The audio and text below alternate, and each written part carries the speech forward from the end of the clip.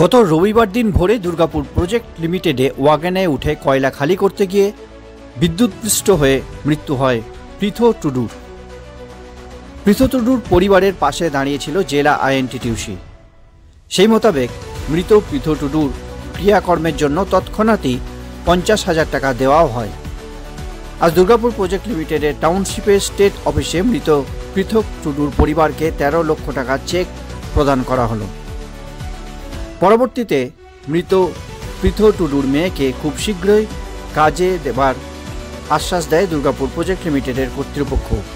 এই চেক প্রদান অনুষ্ঠানে উপস্থিত ছিলেন দুর্গাপুর প্রজেক্ট লিমিটেডের কর্তৃপক্ষ এবং জেলা আইএনটিটিউসির সভাপতি অভিজিৎ ঘটক। এছাড়াও উপস্থিত ছিলেন দুর্গাপুর পুরসভার বোর্ড অফ অ্যাডমিনিস্ট্রেটরের সদস্য দীপঙ্কর লাহা এবং দুর্গাপুর প্রজেক্ট লিমিটেডের আইএনটিটিউসি শ্রমিক সংগঠনের সেক্রেটারি মৈনাক মজুমদার। এবং মাননীয় মুখ্যমন্ত্রী মমতা বন্দ্যোপাধ্যায় তার নির্দেশে আমাদের ইউনিয়ন কিন্তু সবসময় শ্রমিকদের সঙ্গে এবং শ্রমিকদের পাশে থাকে।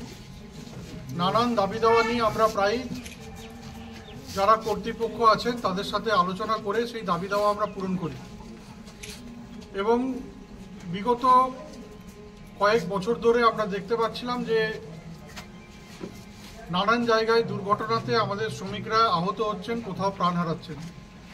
তাই সেই হিসাবে আমরা এই জেলায় আমরা সেই সব কর্তৃপক্ষের সাথে কথা বলে তাদেরকে ন্যায্য কম্পেনসেশন দেওয়ার ব্যবস্থা করি।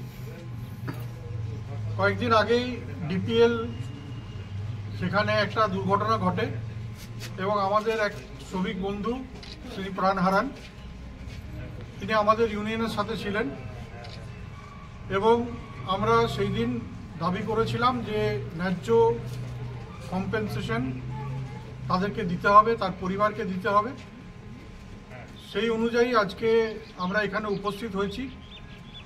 এর আগে অগ্রিম 50,000 টাকা তার পরিবারের হাতে তুলে দেওয়া হয়েছিল তার ক্রিয়াকর্ম করার জন্য, কাজকর্ম করার জন্য।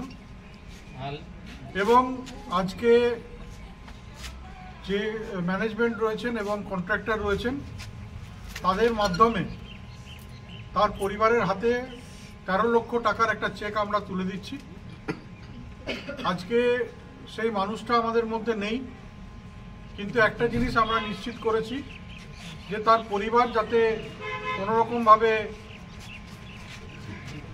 তাদের জীবনযাপন ব্যাহত না হয়, তাদের পরিবার যাতে পথে না চলে আসে এবং তারা যাতে একটা সুষ্ঠু জীবনযাপন করতে পারেন।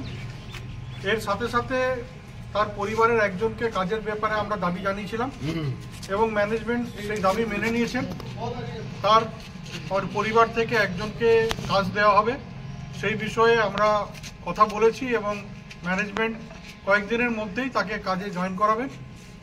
তাই আমরা তৃণমূল ট্রেড ইউনিয়ন আইএনটিটিউসি সবসময় শ্রমিকদের সঙ্গে এবং শ্রমিকদের পাশে থাকার চেষ্টা করি এবং থেকে এসছি, আগামী দিনেও থাকব।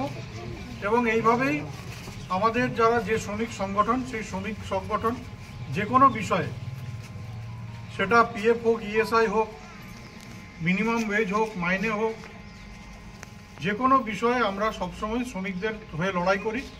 এবং বিগত কয়েক বছর ধরে আমরা দেখছি যে এই অঞ্চলের যেসব শ্রমিকরা শোষিত হতেন, যারা ন্যায্য পাওনা পেতেন না, তাদের কিন্তু সেই ন্যায্য পাওনাটা আমরা পাইয়ে দিয়েছি। অনেক কলকারখানাতেই আপনারা জানেন যে এই ধরনের দুর্ঘটনা হয় এবং সব জায়গাতেই আমরা 13,50,000 করে সেই সব শ্রমিকদের পরিবারের হাতে তুলে দিচ্ছি যারা দুর্ঘটনাজনিত কারণে তাদের প্রাণ চলে যাচ্ছে। তাই আমি ধন্যবাদ জানাবো আমাদের ডিপিএল এর কর্তৃপক্ষকে যারা সহযোগিতা করেছেন আমাদের সাথে, এবং অবশ্যই আমাদের ট্রেড ইউনিয়নের যারা শ্রমিক সংগঠনের সাথে যুক্ত আছেন, আমাদের শ্রমিক ভাই বোনেরা যারা এই পরিবারের পাশে দাঁড়িয়েছেন। আমরাও এই পরিবারের পাশে দাঁড়িয়েছি, তাদের পরিবারের প্রতি আমরা সমবেদনা জানাই। আমরা আগামী দিনেও সেই পরিবারের পাশে থাকার অঙ্গীকারবদ্ধ হয়ে আমার বক্তব্য শেষ করছি। ধন্যবাদ।